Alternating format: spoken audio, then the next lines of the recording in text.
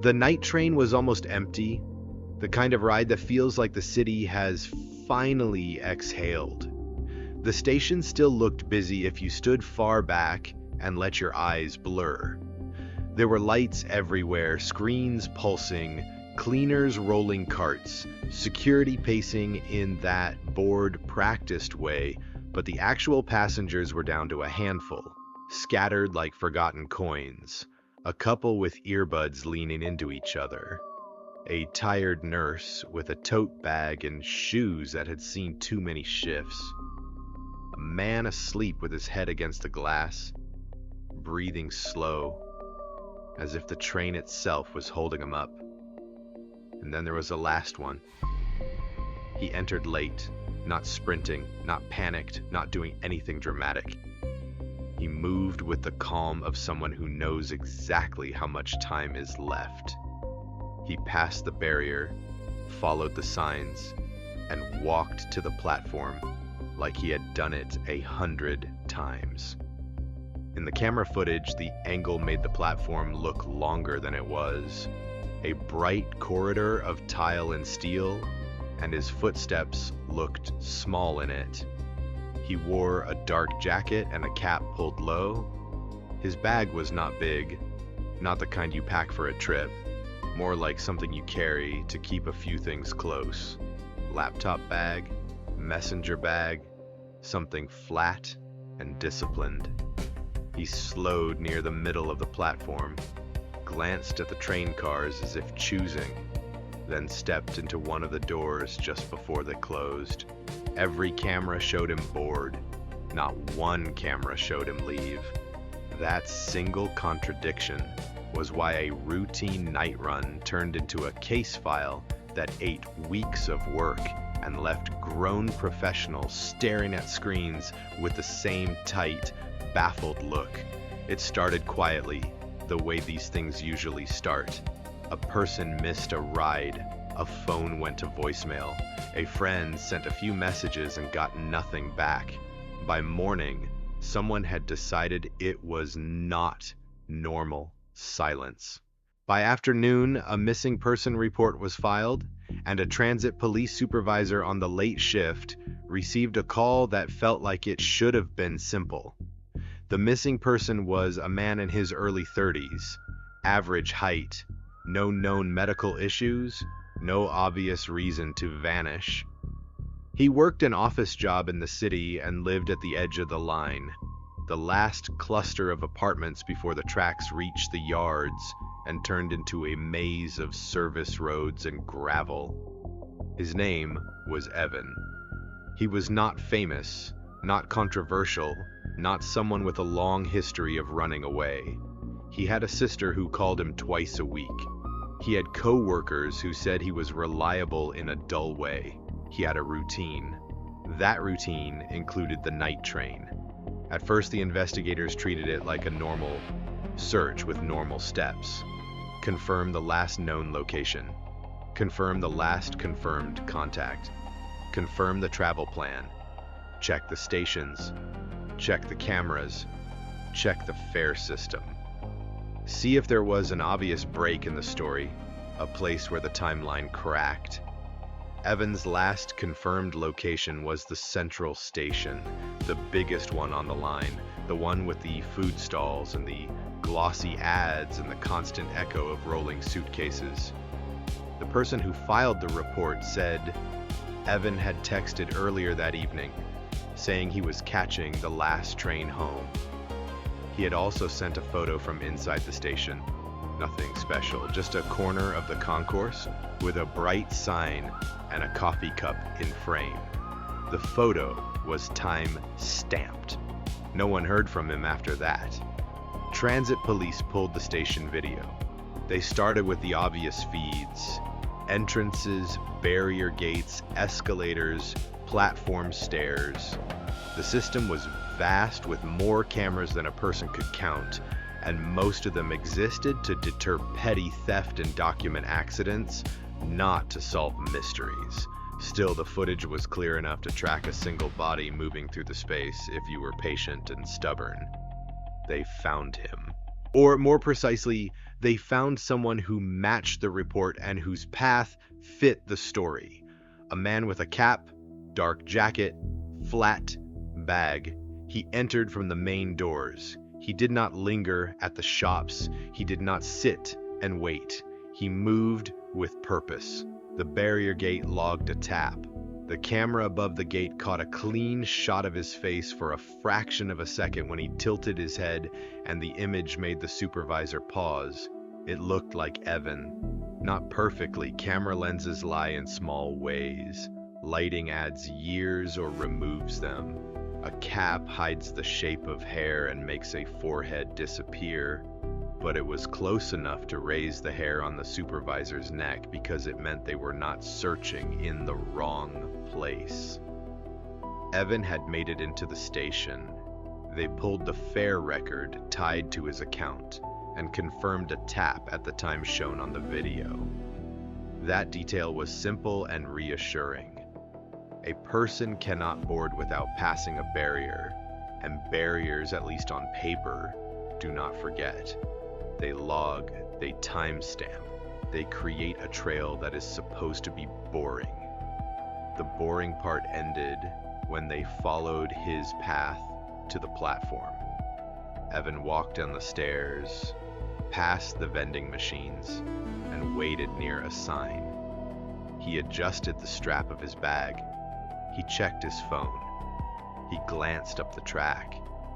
He looked like someone waiting for transportation, which sounds ridiculous to say, but in the early hours of a case, you cling to normality like it is a rope. When the train arrived, he stepped forward and boarded. The train doors closed. The train left. So far, so ordinary. The problem came at the far end of the line. The station where Evan was supposed to get off. The station had cameras too.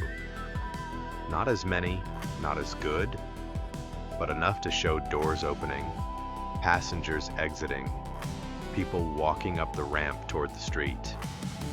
Every other passenger from that last run appeared at some point on those cameras. Some in the clearest shots, some just as silhouettes crossing a reflective patch of tile, but they appeared. Evan did not. The first assumption was the simplest one.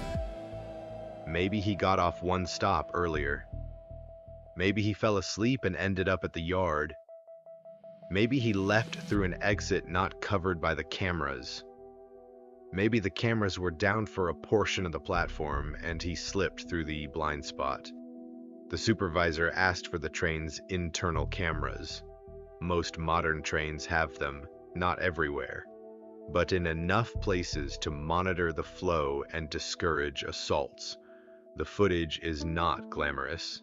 It is wide angle. Faces warp at the edges. Movement looks like a slow swim because the frame rate is low. Still, it shows something that station cameras cannot. What happens between stations when the train becomes its own sealed world. They pulled the internal feed for the car Evan boarded.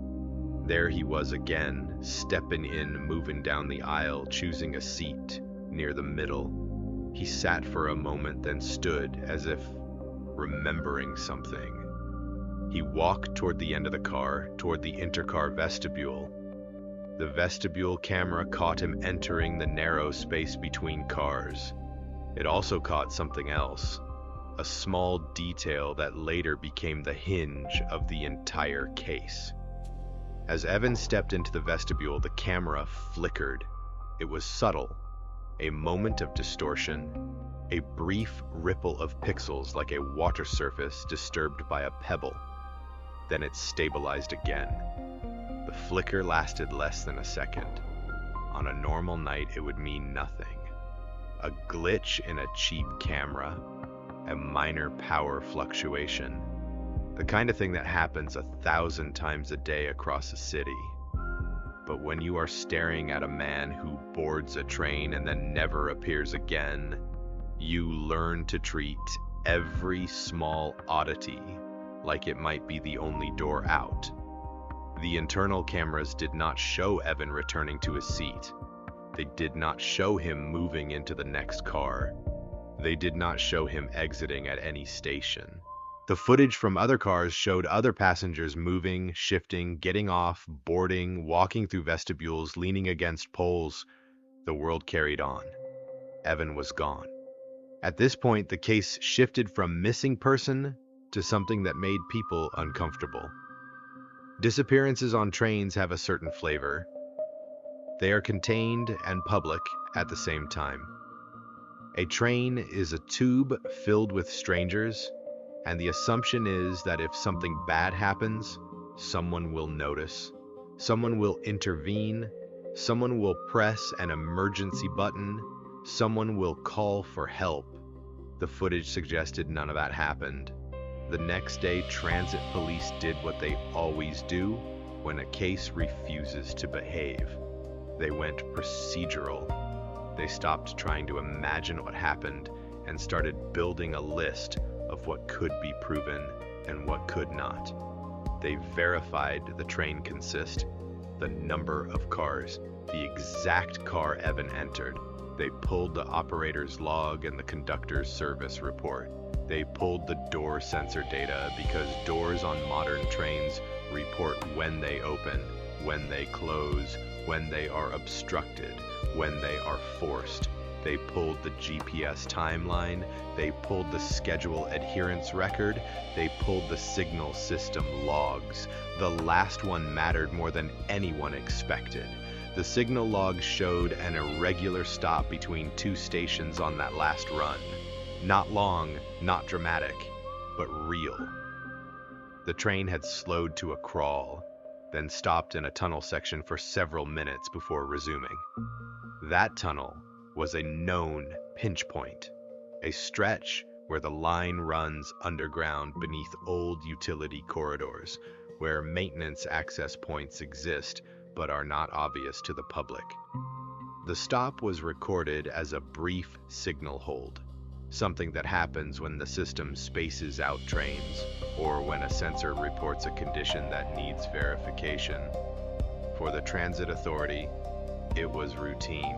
For the investigators, it was the first concrete moment where the sealed world of the train could have been unsealed. A train stopped in a tunnel is not just a delayed train.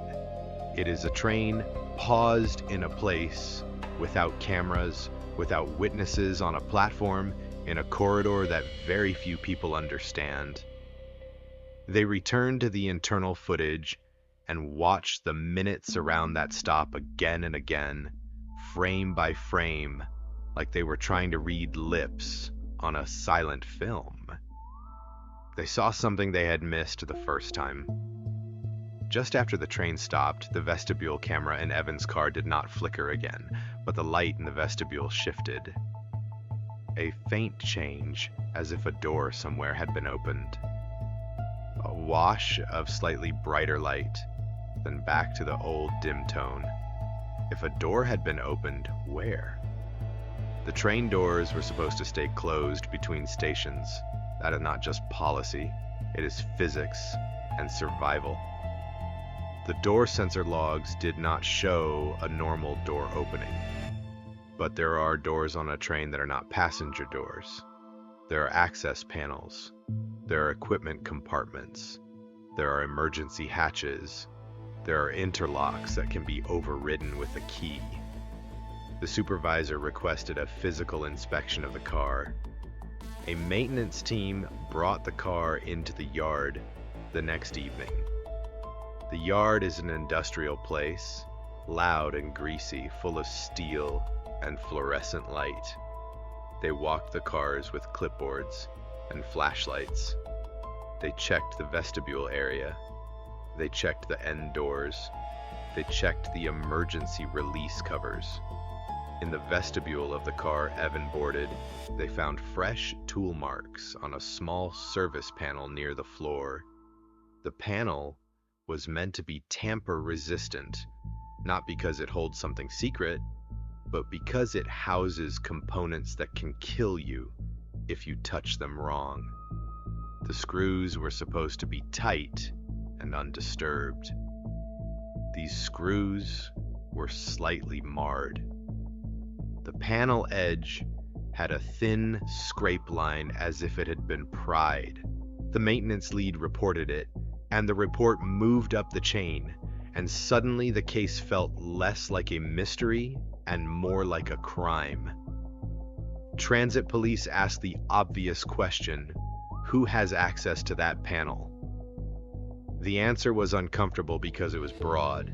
Train operators, conductors, certain cleaners, maintenance staff, contractors, anyone with the right key and the right reason. They pulled the roster for that last run. They pulled the list of cleaning crews at the terminal. They pulled maintenance work orders for that train set in the previous week. They pulled contractor permits for the line. Then they did the thing that always feels invasive but always matters.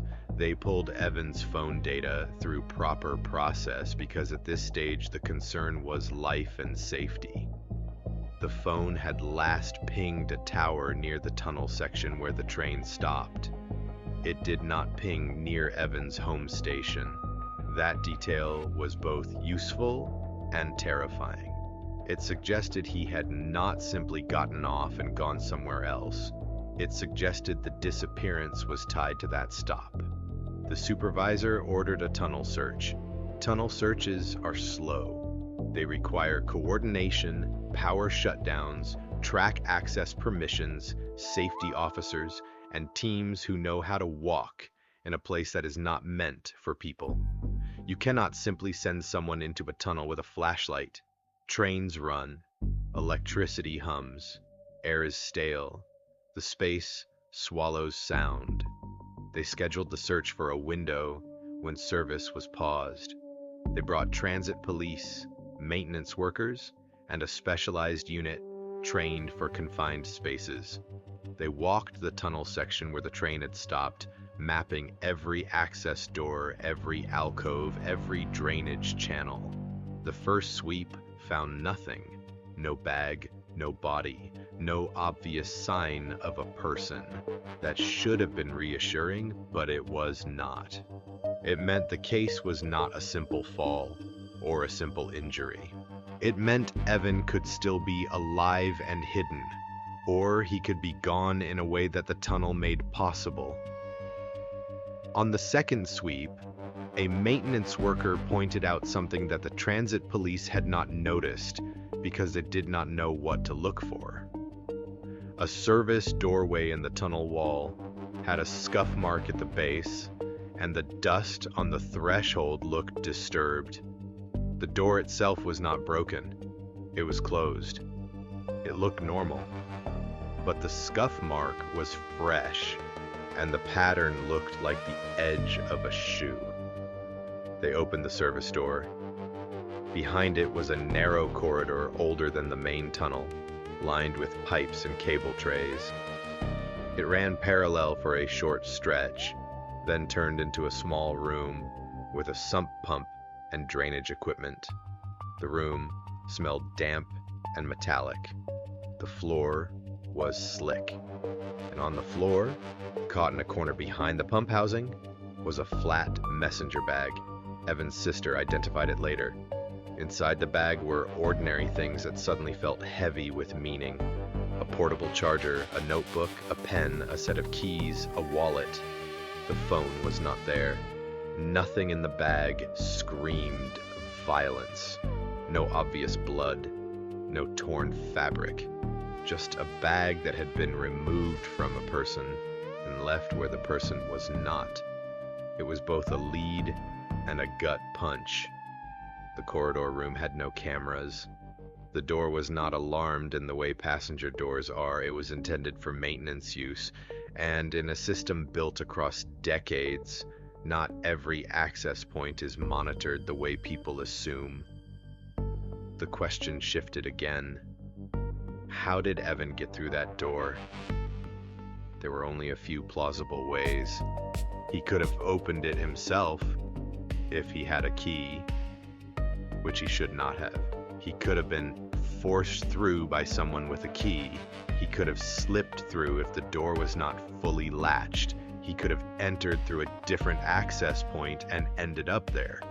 He could have fallen into it in a confused attempt to escape something on the train. The investigators went back to the vestibule panel with the tool marks and asked the maintenance lead to explain what it controlled. The maintenance lead did not like the attention, but he was honest. The panel provided access to a mechanism tied to emergency systems. With the right knowledge, you could disable an interlock temporarily. You could open a particular end door in a controlled way. Not easily, not without risk, but possible. In other words, the train could be breached.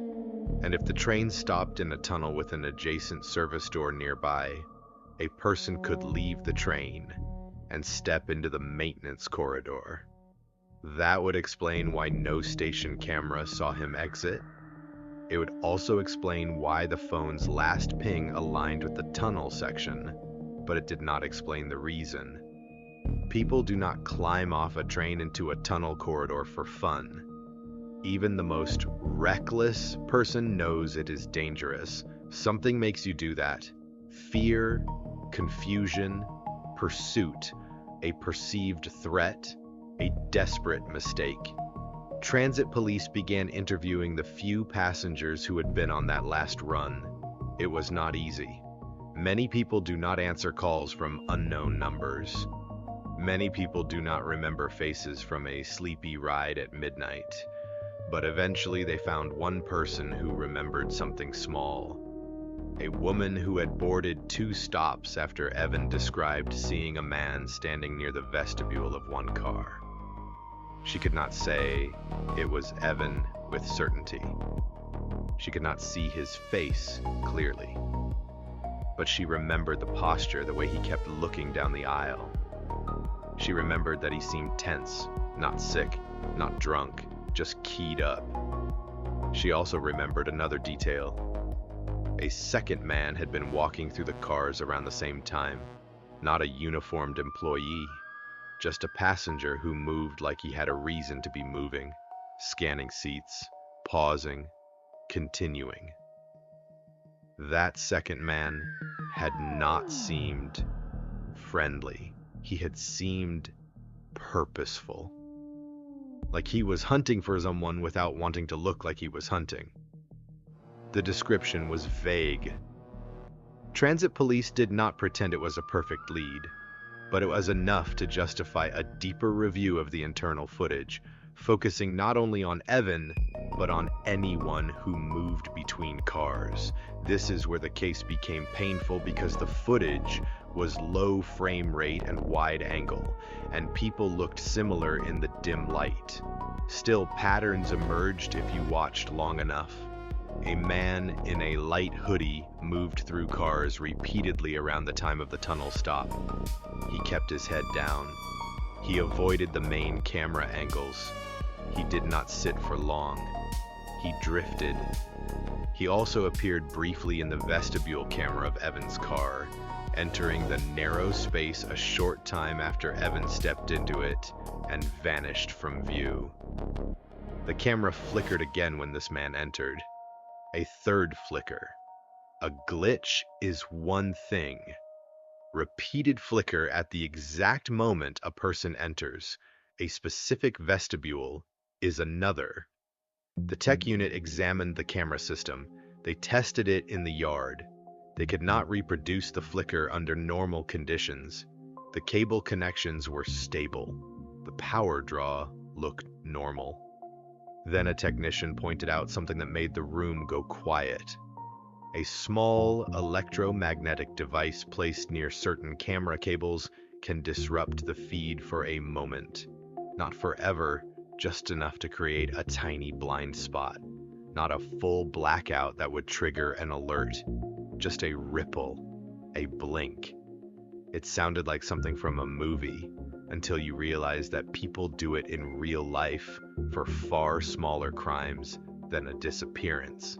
The transit police supervisor filed for additional data.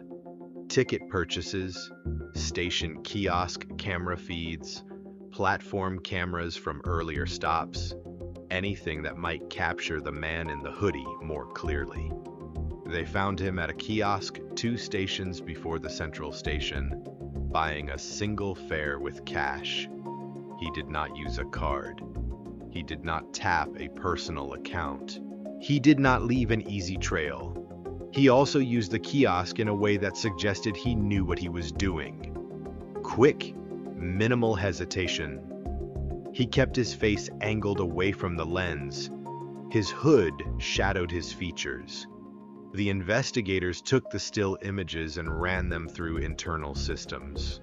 No immediate match. They expanded again, because cases like this only open when you widen the net and accept that the answer might be in a place you do not like to look.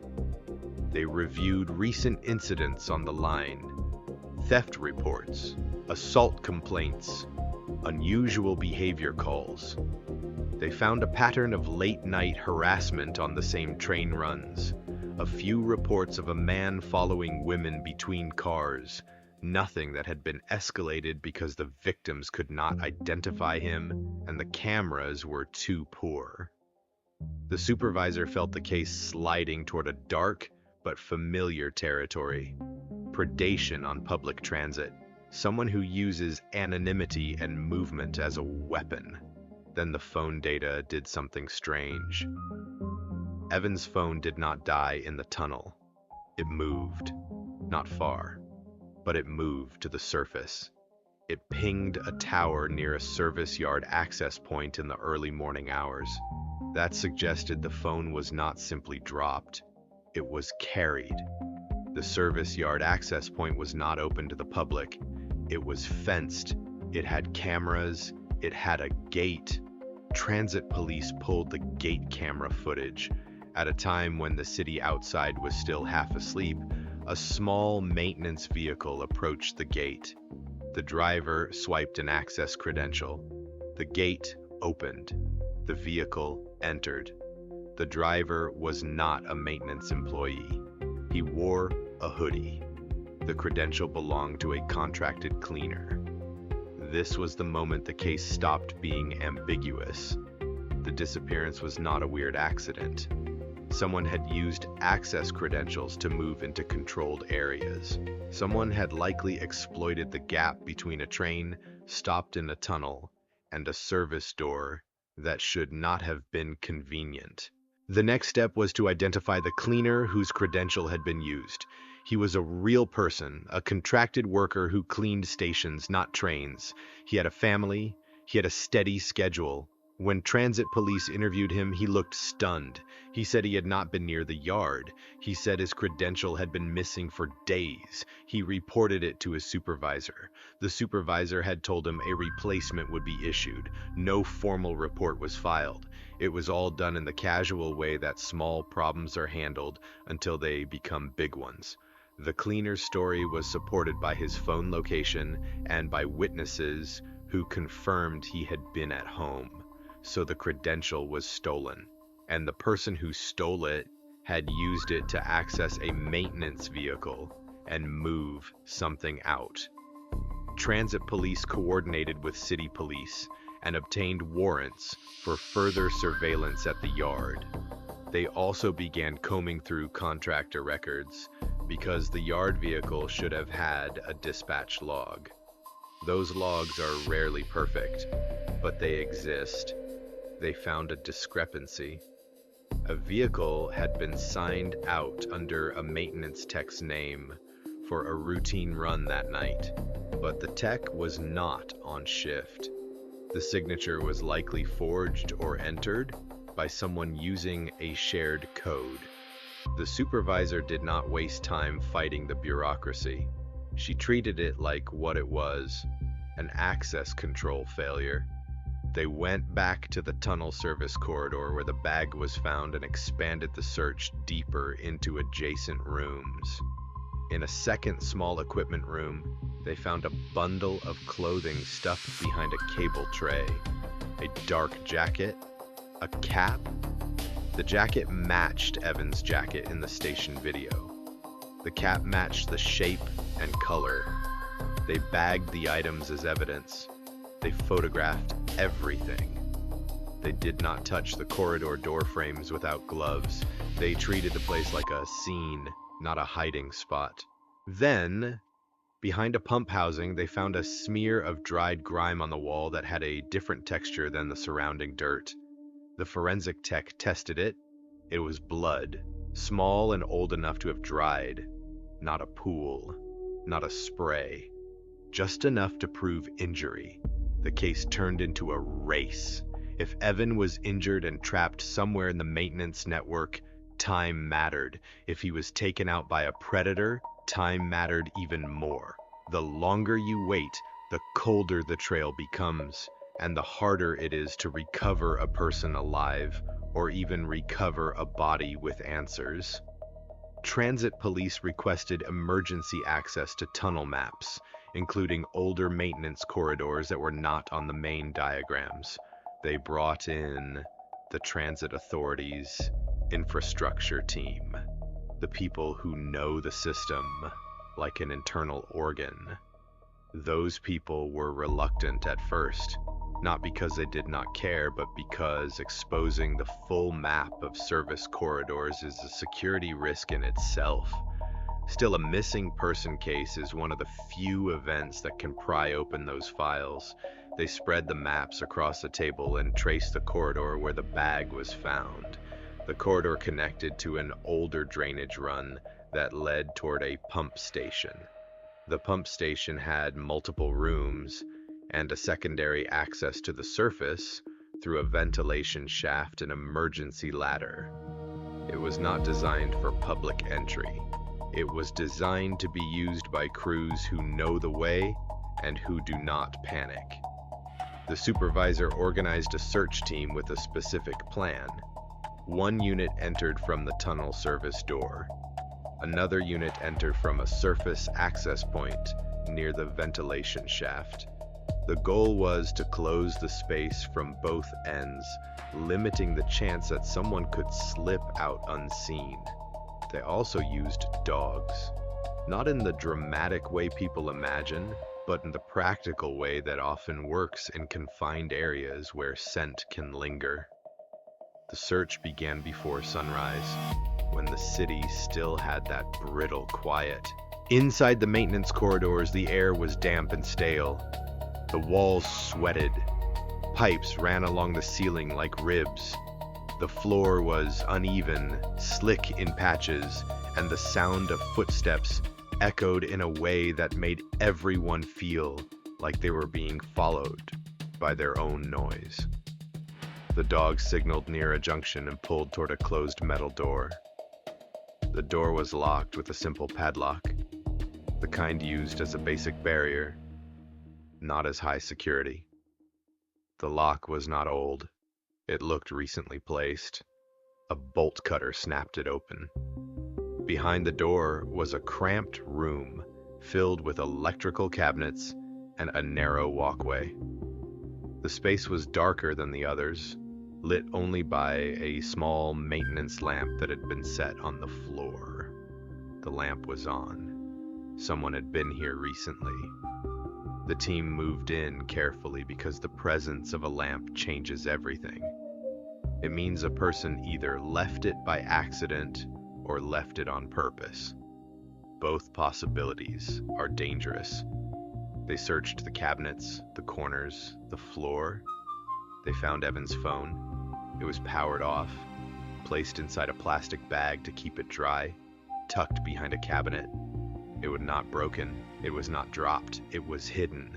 That discovery was a jolt of clarity. A person hiding someone else's phone is not trying to help. They are trying to control what can be tracked and when. The supervisor's mind went back to the internal camera flickers, the stolen credential, the yard gate entry. This was not random. This was a sequence. The team continued into the next corridor section, where the maps showed a dead end leading to the pump station. The corridor narrowed and sloped slightly downward. The air grew colder. The sound changed, a distant hum of machinery.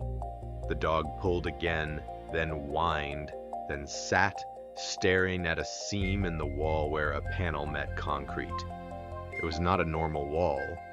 It was a maintenance hatch disguised by paint and grime, built to blend in. A person who did not know the system would walk past it and never notice. A maintenance worker pointed at the latch. It required a key. The supervisor did not wait for a key.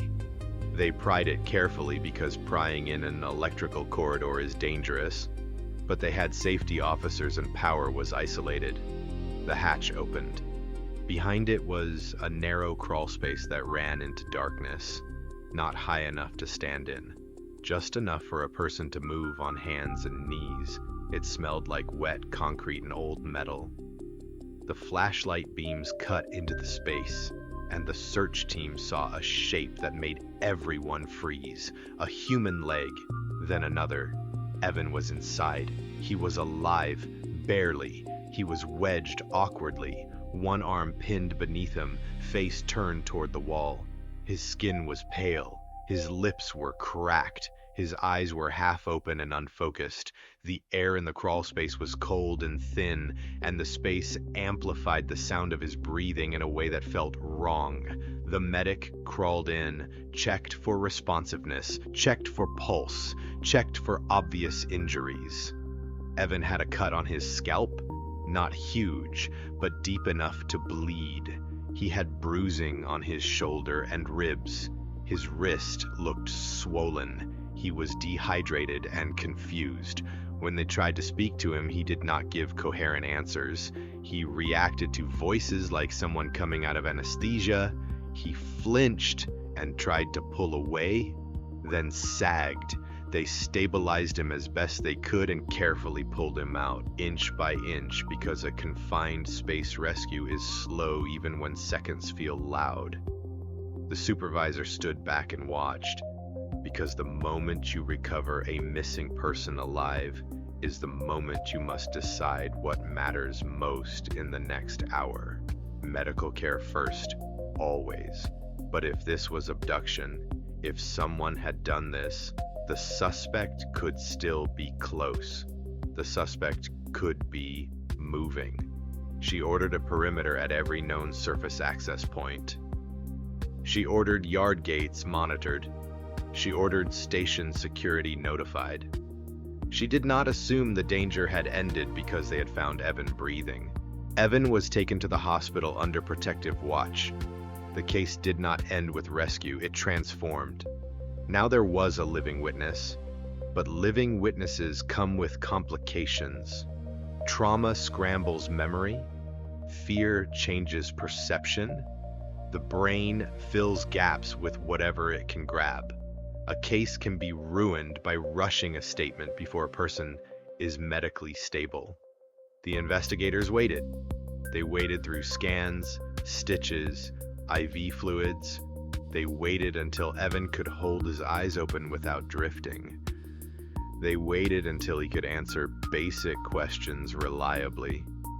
When they finally spoke to him, they did it in a sterile room with a calm tone and no pressure. They asked him to start at the beginning and move forward.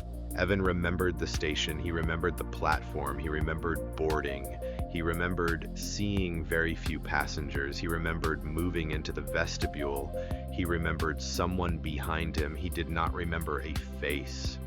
He remembered a shape, a hoodie, a sudden closeness. He remembered a flash of pain at the back of his head. He remembered being forced down, being pulled, being shoved through a door that did not feel like a train door. He remembered cold air and the smell of damp concrete. He remembered hearing the train move again, the vibration fading, and realizing he was not in the car anymore. He remembered trying to stand and hitting his head. He remembered running hands along walls in the dark and finding nothing that opened. He remembered crawling because the corridor narrowed. At some point, he remembered a light, the small maintenance lamp. He remembered seeing his phone taken and hidden. He remembered the sense of being watched, not constantly, but in sudden moments like someone checking on him. He remembered being forced into the crawl space and the hatch closed. Then time became fog. The investigators asked him why he thought it happened. Evan did not have a clean answer, but he did have one detail that tightened the supervisor's grip on her pen. Evan believed the person wanted his bag at first, not his wallet. The bag with the flat shape. The bag he carried close. That detail mattered because it suggested motive beyond random violence. It suggested something was in that bag that someone wanted, and the train was simply the stage where it could be taken. Evan's bag, the one found in the corridor, contained his ordinary items, but it also had an empty sleeve that should have held his work tablet. The sleeve was empty. The tablet was gone. Evan reported that he had been carrying a company device because he had stayed late. The device held work materials. He did not frame it as a secret. He framed it as routine. But people steal company devices for more than resale if they know what is stored inside. Now the case had two tracks that needed to be welded into one story: a predator who exploited transit access and a targeted theft that escalated into kidnapping. Transit police brought in a cyber unit to coordinate with Evan's employer. The employer confirmed that the device held sensitive project data. Not military, not dramatic, but valuable. The kind of data competitors would pay for. The kind of data someone might try to sell.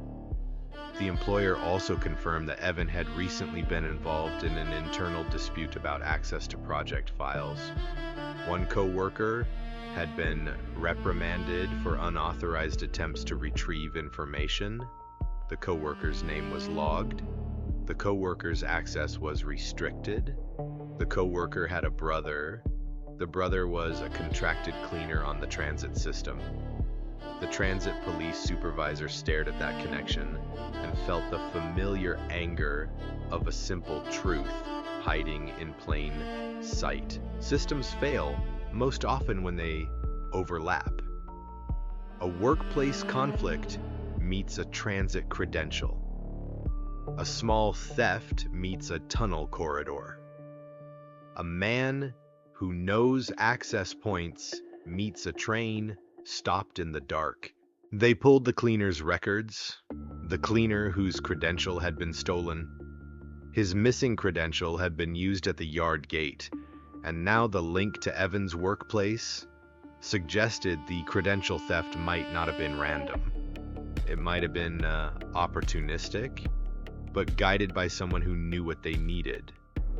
They identified the coworker's brother and brought him in for questioning under legal process. They did not treat him as guilty on a hunch. They treated him as a person whose proximity to the access failure required scrutiny. The brother denied involvement. He claimed he was home. He claimed and he had never been in the tunnel corridors. He claimed he did not even know how to access them. His phone data contradicted him. It placed him near the yard gate during the time the maintenance vehicle entered. It placed him near the surface access point, close to the tunnel service door before dawn. He also had a history of minor access violations in the transit system, the kind that management handles quietly until it becomes a headline they cannot dodge. When the supervisor confronted him with the data, his posture changed. Not a cinematic collapse, not a confession. More like the slow sag of someone realizing the room is smaller than he thought. He admitted to being near the yard. He admitted to using a stolen credential. He claimed it was to steal equipment, not to kidnap. He claimed he never intended to hurt anyone. He claimed the abduction was an accident, a panic decision when the train stopped, and he saw an opportunity. The supervisor listened, took notes, let him talk. Then she pushed the question that mattered. How did he know Evan would be on that train? He did not answer directly. His eyes moved, his mouth tightened. That was enough. The cyber unit pulled the coworker's communications and found what they needed. The coworker had searched Evan's schedule, had accessed calendar data, had looked for patterns. The coworker had also exchanged messages with a brother about a plan to intercept the device. The plan was crude. It relied on timing and fear, not on precision. It relied on a tunnel stop that the brother believed could be triggered by manipulating a signal sensor at a known point. That part sounded extreme, until the transit authority confirmed a maintenance access point near the sensor, and the fact that minor interference can trigger a precautionary hold. The internal camera flickers were explained too. The brother had used a small interference device to create a blink in the feed when he moved through the vestibule, not to erase everything, just to soften the trail. The missing tablet was recovered from a storage unit rented under a false name. The interference device was recovered from the brother's vehicle. The stolen credential was found under his floor mat, still in its plastic sleeve. The case went to court with a story that was ugly in its simplicity. A man with access knowledge exploited a routine signal hold to breach a train, abduct a passenger, and steal a device. He then moved the victim into maintenance corridors, hid the phone, and trapped him in a crawl space to buy time. The victim survived because the confined space had enough air, and because search teams did not stop at the first dead end. When the supervisor closed the file, she did not feel relief. She felt a slow, sour exhaustion. The system had worked in the end, but only because the problem had been loud enough to force people to share maps, share logs, share access data that is usually siloed. It also left a new kind of fear in the public imagination, because the most unsettling part was not the crime itself. People understand that criminals exist. The unsettling part was the footage, that simple loop of certainty. A person boards a train, a person never leaves, and the cameras, the thousands of cameras everyone trusts, become an argument that reality is broken. The truth was worse, in a way. Reality was not broken. It was porous. A blind spot the size of a heartbeat was enough. A stolen credential was enough. A service door no one thought about was enough. And for one long stretch of night, in a tunnel that people ride under without ever seeing, the last passenger existed in the gap between what was recorded and what was real.